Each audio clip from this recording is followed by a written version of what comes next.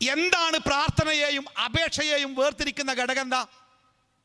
ഇത് മനസ്സിലാക്കാനും നമ്മുടെ പൂർവികരായ പണ്ഡിതന്മാർ ഇതൊക്കെ കണ്ട് കിതാബ് മറിച്ചാലേ അതിസങ്കീർണമായ പദങ്ങൾ കൊണ്ട് ഇങ്ങനെ കസർത്ത് കാണിക്കുക, തർക്കങ്ങളും വിതർക്കങ്ങളും, അങ്ങനെയാണ് തർക്കശാസ്ത്രം ആകെ വലിയടങ്ങറേക്കാരം. എന്നാൽ നമ്മുടെ പൂർവികരായ ഉമർ മൗലവിയെ പോലെയുള്ള ചില നേതാക്കന്മാർ, ചില പണ്ഡിതന്മാർ, അവർ സാധാരണക്കാർക്ക് തൗഹീദ് പഠിപ്പിച്ചു കൊടുത്തപ്പോൾ അവർ ഉപയോഗിച്ച ചില ഉദാഹരണങ്ങളുണ്ട്. ഞാൻ ആ ഉദാഹരണം എന്ന് പറയുന്നത് കേട്ട ഉദാഹരണക്കാരൻ കുഞ്ഞീദ് മദനി, പൂർവ്വകാലത്തെ ഏറ്റവും സാത്വികനായ ഒരു പണ്ഡിതനാ, തൗഹീദിൻ്റെ പ്രബോധനത്തിന് വേണ്ടി ഒരു ജീവിതകാലം ഒഴിഞ്ഞുവെച്ച മഹാസാത്വികൻ. അദ്ദേഹം നൽകിയൊരു ഉദാഹരണം അദ്ദേഹത്തിൻ്റെ പുസ്തകത്തിലെ, ഞാൻ ആ ഉദാഹരണം വായിക്കല്ല, അതിൻ്റെ ആശയം ഒന്ന് പറയാട്ടോ. എൻ്റെ വീടിൻ്റെ മുമ്പിൽ ഒരു 20 മീറ്റർ അപ്പുറത്ത് ഒരു കിണർ കുത്തിയിട്ടുണ്ട്, പണി കഴിഞ്ഞിട്ടില്ല. ഒരു 10-25 കോല് താന്നിട്ടുണ്ട്, വെള്ളം കണ്ടിട്ടില്ല. അതുകൊണ്ട് പണി നടന്നുകൊണ്ടിരിക്കുകയാണ്. രാത്രി പണിയൊക്കെ അവസാനിപ്പിച്ച് പണിക്കാരൊക്കെ പോയിട്ടുണ്ട്. അവർ രാവിലെ 8 മണിക്കേ വരുള്ളൂ. ആ കിണറിൻ്റെ കുഴി ഇങ്ങനെ അവിടെ ഇങ്ങനെ നഗ്നമായിട്ട് കിടക്കുക, ഒരു വേലിയോ ഒരു തടസ്സമോ ഒന്നുമില്ല, അങ്ങനെ കിടക്കുകയാണ്. പണിക്കാർ വരും കുറച്ച് കഴിഞ്ഞാൽ. ഞാൻ, എൻ്റെ ഭാര്യ, എൻ്റെ ഉമ്മ, ഈ 3 ആൾക്കാരും, എൻ്റെ വീട്ടിലൊരു 1-1.5 വയസ്സുള്ള ഒരു കുട്ടിയുണ്ട്. മുട്ടുകുത്തി നടക്കുന്ന ഒരു കുട്ടിയാണ്, നടക്കാൻ തുടങ്ങിയിട്ടില്ല, മുട്ടുകുത്തിയാണ് ആ കുട്ടി പോണത്. അങ്ങനെ രാവിലെ വീട്ടിലെ സാധാരണ തിരക്കുകൾക്കിടയിൽ ഈ കുട്ടീനെ ആരോ ശ്രദ്ധിച്ചില്ല. ഞാനിങ്ങനെ വരാന്തിയിൽ പേപ്പർ വായിച്ചു കൊണ്ടിരിക്കുക, എൻ്റെ കണ്ണ് പൊന്തിച്ചപ്പോൾ കണ്ട കാഴ്ച ഉണ്ടല്ലോ, രക്തം കട്ട പിടിപ്പിക്കുന്ന കാഴ്ചയാണ്. എൻ്റെ കുട്ടിൻ്റെ മുട്ടുകുത്തി ആ കിണറിൻ്റെ വക്കത്ത് ഇങ്ങനെ മണ്ണ് കോരാൻ വേണ്ടി ഒരു പലക ഇട്ടിട്ടുണ്ട്. ആ പലകമ്മ കയ്യും കുത്തി ഇങ്ങനെ നിൽക്കുന്നുണ്ട്. അടുത്ത കൈ കിണറ്റുക കുത്തുക. എനിക്ക് ആ കുട്ടിൻ്റെ അടുത്ത് എത്താൻ 20 മീറ്റർ എത്ര സ്പീഡിൽ പോയാലും ഞാൻ ആ കുട്ടിൻ്റെ അടുത്ത് എത്താൻ എത്ര സമയമെടുക്കും? അപ്പോൾ തന്നെ ആ കുട്ടി അടുത്ത കൈ കുത്തിയാൽ കിണറ്റുക. ഞാൻ നിസ്സഹായനാവൂലേ? ആയി. ഒരു മനുഷ്യനും അവിടെ എന്നെ സഹായിക്കാൻ പറ്റില്ലല്ലോ. എനിക്കൊരു വിളിയുണ്ട്, പടച്ചോനെ എൻ്റെ കുട്ടിനെ കാക്കണേ റബ്ബേന്ന്. അതൊരു വിളിയാ. എൻ്റെ വിളി കേട്ടുകാണ്ട്, ഈ ബേജാറ് ഒച്ചപ്പാടൊക്കെ കേട്ടുകാണ്ട് എൻ്റെ ഉമ്മ വീടിൻ്റെ ഉള്ളിൽ നിന്ന് പാഞ്ഞു വന്ന് എന്താ എന്താ എന്താ എനിക്ക് വാക്ക് കിട്ടണില്ല. ഞാൻ അങ്ങനെ ചൂണ്ടിക്കാട്ടി, ഇമ്മ നമ്മളെ കുട്ടി കിണറ്റിൻ്റെ പലകമ്മേ. എൻ്റെ അമ്മ 2 കൈയും തലയിൽ വെച്ചിട്ടേ, ബദരീങ്ങളെ എൻ്റെ കുട്ടിനെ കാക്കണേ എന്നൊരു വിളിയാ. ദിഗന്ധങ്ങൾ പൊട്ടുമാറു ഉച്ചത്തിലൊരു വിളി. ഇത് കേട്ടുകാണ്ട് അടുക്കളയിൽ പണിയെടുക്കുന്ന എൻ്റെ ഭാര്യ ഓടി വന്ന്, അവളിത് കണ്ടപ്പോൾ അല്ലേ, പക്ഷെ അവള് ഞാനും എൻ്റെ അമ്മയും കാണാത്തൊരു കാര്യം അവൾ കണ്ട്. ആ കിണറിൻ്റെ തൊട്ടപ്പുറത്തെ മതിലിൻ്റെ അപ്പുറത്ത് എൻ്റെ അയലോകത്തെ രാമേട്ടുണ്ട് കൈക്കോട്ട് കുത്തുന്നു. എൻ്റെ ഭാര്യ പറഞ്ഞു, രാമേട്ടാ എൻ്റെ കുട്ടിനെ രക്ഷിക്കണേ അറിഞ്ഞ്. 3 വിളി എൻ്റെ വീട്ടിൽ നിന്നുണ്ടായി.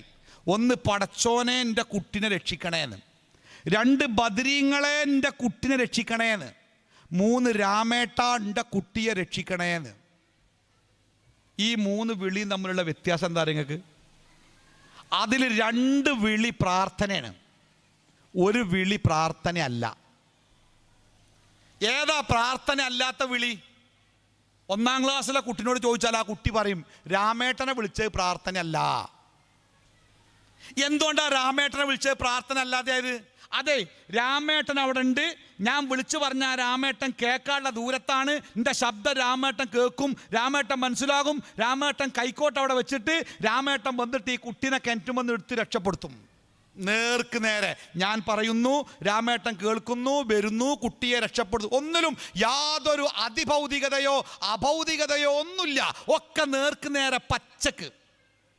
ഇതിന് നമ്മൾ അഭ്യർത്ഥന, അപേക്ഷ എന്നൊക്കെയാ പറയാം. എന്നാൽ പടച്ചോനെ എൻ്റെ കുട്ടിയെ രക്ഷിക്കണേന്ന് ഞാൻ വിളിക്കുമ്പോൾ, ഞാൻ വിളിക്കുന്നത് കേൾക്കുന്ന പടച്ചോൻ എവിടെയാണ്? പടച്ചോൻ എങ്ങനെയാ കേൾക്കുക? പടച്ചോൻ എങ്ങനെയാണ് ഈ കുട്ടിയെ രക്ഷപ്പെടുത്തുക? അത് രക്ഷപ്പെടുത്താൻ പടച്ചോൻ എന്ത് മാർഗം ഉണ്ടാക്കുക? എനിക്കറിയില്ല. പക്ഷെ അള്ളാഹ്ക്ക് ദിവ്യമായ കഴിവുണ്ട്. ആ ദിവ്യമായ കഴിവ് കൊണ്ട് അള്ളാഹുവിൻ്റെ കുട്ടിയെ രക്ഷപ്പെടുത്തും. ആ ദിവ്യമായ അഭൗതികമായ കഴിവിനെ ആശ്രയിച്ചുള്ള വിളി, ആ വിളിയാണ് പ്രാർത്ഥന. ബദരീങ്ങളെ വിളിക്കുമ്പോൾ എന്താ ഉദ്ദേശിക്കണേ? 314 ബദരീങ്ങൾ ആരെങ്കിലും ഒരാൾ സ്വർഗത്ത് നിന്ന് ഇറങ്ങി വന്നുകാണ്ട് ആ കുട്ടിനെ പിടിച്ചുകാണ്ട് വീട്ടിൽ കൊടുന്നാക്കുന്ന അല്ല.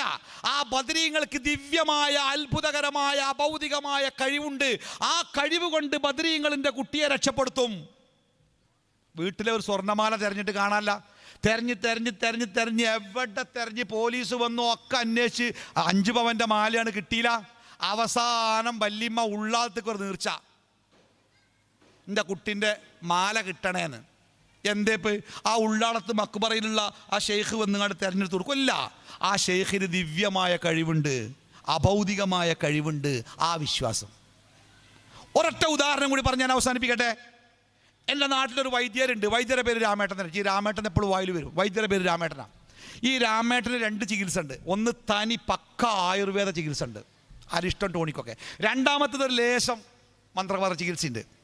അപ്പോൾ ഈ സാധാരണ വേണ്ട ആൾക്കാർ അങ്ങനെ പോവും, അല്ലാത്ത അങ്ങനെ. ഞാനൊക്കെ ഈ വയറിനൊക്കെ വലിയ പ്രശ്നമായിട്ടൊക്കെ ഈ പരിപാടിയൊക്കെ പോയിട്ട് ഭക്ഷണമൊക്കെ ഡിസോർഡറായിട്ട് ചെന്നാൽ ഒരു അരിഷ്ടം തരും മൂപ്പര്. അത് കുടിച്ചാൽ ശരിയാവും, സാധാ അരിഷ്ടം കൂട്ടിയതാണ്. വേറെ ചില ആൾക്കാർ പറയും അങ്ങനെ. ഞാൻ കുറച്ചു കാലം നാട്ടിലൊന്നുമില്ലൊക്കെ പോയി. പിന്നെ വന്നപ്പോൾ ഈ വയറ് അസ്വസ്ഥയായപ്പോൾ എനിക്ക് രാമേട്ടനെ ഓർമ്മ വന്ന്. ഞാൻ രാമേട്ടൻ്റെ വൈദ്യശാല തിരഞ്ഞ് ചെന്നപ്പോൾ നല്ല നിരപ്പൊളി ഇട്ട് കണ്ട് പൂട്ടിക്കണ്. രാമേട്ടൻ്റെ വൈദ്യശോപ്പില്ല. അപ്പം എൻ്റെ അപ്പുറത്തെ ആളോട് ചോദിച്ചു, അല്ല രാമേട്ടൻ തുറക്കല്ലേ? അപ്പോൾ മൂപ്പർ ചോദിച്ചു, ഇവിടെ അല്ല ഇനിയല്ല, രാമേട്ടൻ മരിച്ചിട്ടൊരു കൊല്ലായിരുന്നു.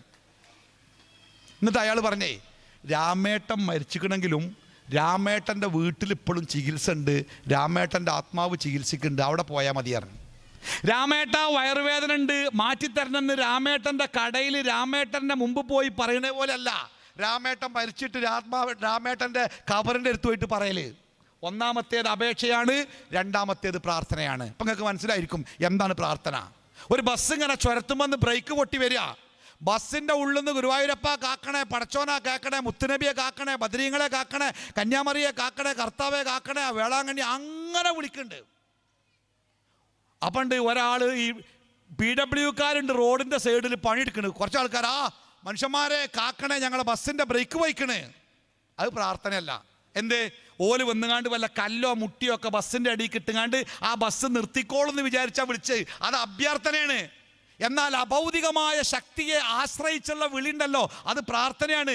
ഈ പ്രാർത്ഥന ഏതൊരു കർമ്മത്തിലുണ്ടോ ആ കർമ്മമൊക്കെ ആരാധനയാണ്. ഞാനിങ്ങനെ വെറുതെ എല്ലാവരും അവിടെ നിൽക്കുന്നുണ്ട്. എന്തേ ഇവിടെ നിൽക്കണേ? അതെ, ഇവിടെ ഒരു പണ്ടൊരു ഔലിയനെ മറവ് ചെയ്തിക്കണ്. അല്ലാ ഔലിയെ, ഞാൻ തുണിൻ്റെ മടക്കുത കഴിച്ചിട്ട് വെറുതെ അങ്ങനെ നിന്ന് ഒരു ബർക്കത്ത് കിട്ടാൻ വേണ്ടി. ആ നൃത്തം ഒരു ആരാധന. ആ നൃത്തം ഒരു ആരാധന. എന്താണ്? ആ ഖബറിൻ്റെ ഉള്ളിലെ വലിയ അഭൗതികമായ ശക്തി ഉണ്ട്. ആ ശക്തി കൊണ്ട് കുരുത്തമോ കുരുത്തക്കേടോ എനിക്ക് കിട്ടും എന്ന് കരുതി ഞാൻ അങ്ങനെ നിന്നാണ്ടല്ലോ, ആ നൃത്തം ഒരു ആരാധനയാണ്. അപ്പം മനസ്സിലായോ എന്താണ് ആരാധന?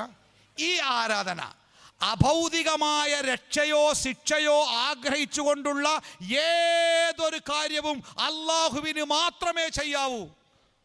അതാണ് തൗഹീദിൻ്റെ കാതലായ ഭാഗം. അത്തൗഹീദു ഫിൽ ഉലൂഹിയ, ആരാധനയിലുള്ള ഏകത്വം.